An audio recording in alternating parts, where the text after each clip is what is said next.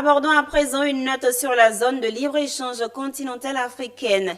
Des experts réfléchissent sur la vulgarisation des résultats de l'étude de la stratégie sectorielle commerciale offensive et de formation sur les règles d'origine des produits identifiés. Cette rencontre débutée récemment à Abidjan a pour objectif de donner aux entreprises les moyens de tirer pleinement parti des opportunités offertes par l'accord portant sur la zone de libre-échange continentale africaine.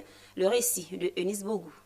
Cet atelier a pour objectif de faire découvrir aux PME et PMI ivoiriennes à partir du résultat d'une étude les opportunités commerciales offertes par la zone libre-échange continentale africaine, la ZLECAf. On a pris les dispositions pour faire une étude de marché pour les produits pour lesquels nous avons un avantage comparatif et les produits prioritaires aussi qui ont été identifiés par le gouvernement pour le développer.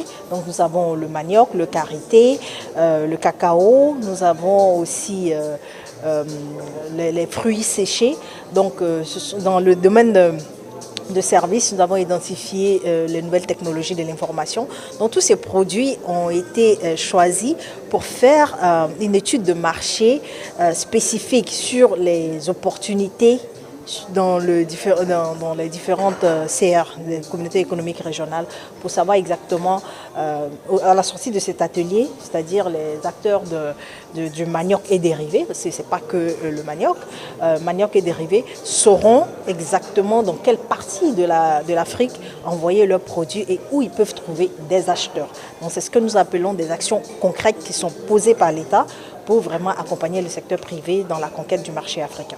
Au cours de ces 2 jours, les entreprises auront l'opportunité de participer à des formations, des présentations et des échanges enrichissants, afin de mieux tirer parti des résultats de l'étude et des opportunités commerciales au sein des différentes communautés économiques et régionales.